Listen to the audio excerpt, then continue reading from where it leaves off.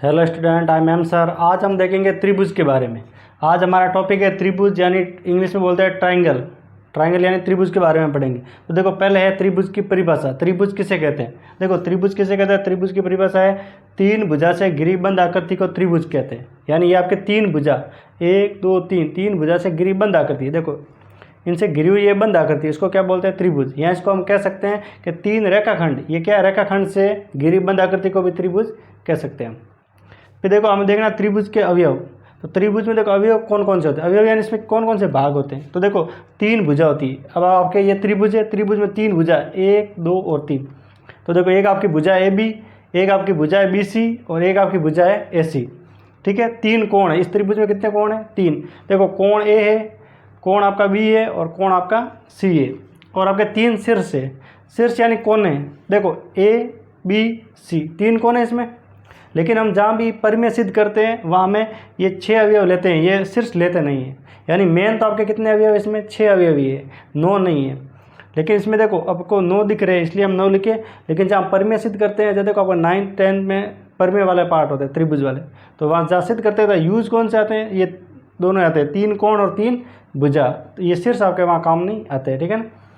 और आपको देखो, त्रिभुज के तीनों अंत कोणों का योग होता है 180 डिग्री। यानी त्रिभुज में तीनों अंत कोण यानी अंदर वाले कोण, देख कोण है अंदर वाले 1 2 3, अगर इनका योग करेंगे तो हमेशा कितना आएगा? 180 डिग्री आएगा।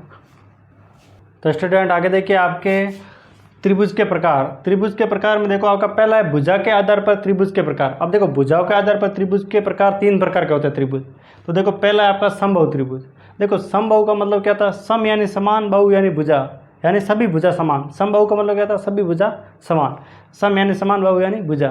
तो देखो, वह त्रिभुज जिसकी तीनों भुजा और तीनों कोण बराबर हो, वह आपका समबाहु त्रिभुज कहलाता है। तो देखो, अब इसने क्या लिखा? समबाहु त्रिभुज का मतलब क्या है? कि वह त्रिभुज जिसकी तीनों भुजा, यानी तीनों भुजा देखो आपको 4 सेंटीमीटर 4 सेंटीमीटर 4 सेंटीमीटर दिख रही है।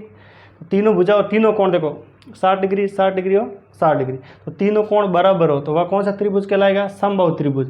और देखो, समबाहु त्रिभुज का प्रत्येक कोण 60 डिग्री का होता है। ये ध्यान रखना कि समबाहु त्रिभुज है, इसका प्रत्येक कोण देखो, सभी कोण कितने डिग्री के? 60 डिग्री के होते हैं। ठीक है, अब आपको पता चल गया। देखो, तीनों कोण भी बराबर है और तीनों भुजा भी बराबर है, समझने के लिए आपका ये। ठीक है, दूसरा है आपका समद्विबाहु त्रिभुज। देखो, समद्विबाहु त्रिभुज का मतलब क्या था? सम यानी समान, द्वि यानी दो, बाहु यानी भुजा, यानी जिसकी दो भुजा समान हो। समद्विबाहु यानी सम यानी समान, द्वि यानी दो, बाहु यानी भुजा, यानी जिसकी दो भुजा समान हो। तो देखो, वह त्रिभुज जिसकी दो भुजा और दो कोण बराबर हो, तो वह, ठीक है, एक तो आपको समझना है कि वह त्रिभुज जिसकी दो भुजा और दो कोण, देखो दो भुजा ये 50, दो कोण देखो 50 50 और दो भुजा देखो 6 डिग्री 6 सेंटीमीटर और 6 सेंटीमीटर, यानी दो भुजा और दो कोण बराबर हो। दूसरा, यहाँ देखो, यहाँ लिखा हो, यानी दूसरी परिभाषा क्या है इसकी? वह त्रिभुज जिसकी सम्मुख भुजा बराबर हो तो सम्मुख कोण भी बराबर होगा, तो वह आपका समद्विबाहु त्रिभुज कहलाएगा। अब इसका मतलब क्या है? जिसका सम्मुख कोण, देखो सम्मुख कोण आपके 50 50, तो सम्मुख भुजा भी क्या है? 6 6, यानी आपको समझना है कि समद्विबाहु त्रिभुज के सम्मुख कोण बराबर होते हैं तो सम्मुख भुजा भी बराबर होगी। अगर सम्मुख भुजा बराबर दी हुई हो तो सम्मुख कोण भी बराबर होगी।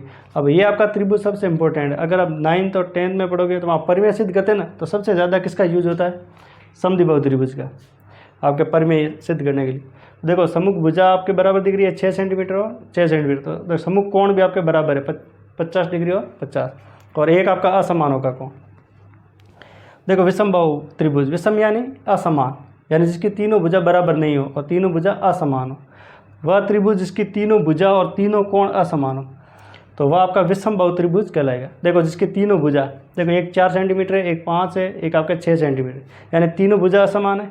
और आपका देखो, एक है आपका 50 डिग्री, एक 60 और एक 70, यानी इनका योग कितना होना चाहिए? 180 डिग्री। ठीक है, 50 60 और 70 को जोड़ेंगे तो इसका योग कितना हो रहा है? 180। देखो, तीनों कोण भी बराबर नहीं है और तीनों भुजा भी बराबर नहीं है, तो वो कौन सा त्रिभुज कहलाएगा?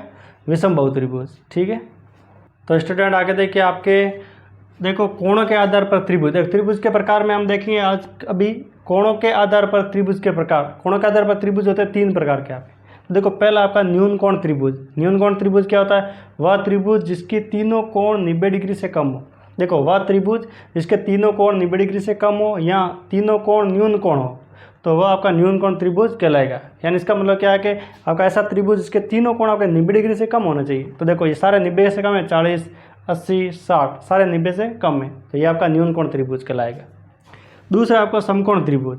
देखो समकोण त्रिभुज क्या है कि वह त्रिभुज जिसका एक कोण तो 90 डिग्री का हो या बाकी दो कोण 90 डिग्री से कम हो तो वो आपका समकोण त्रिभुज कहलाएगा।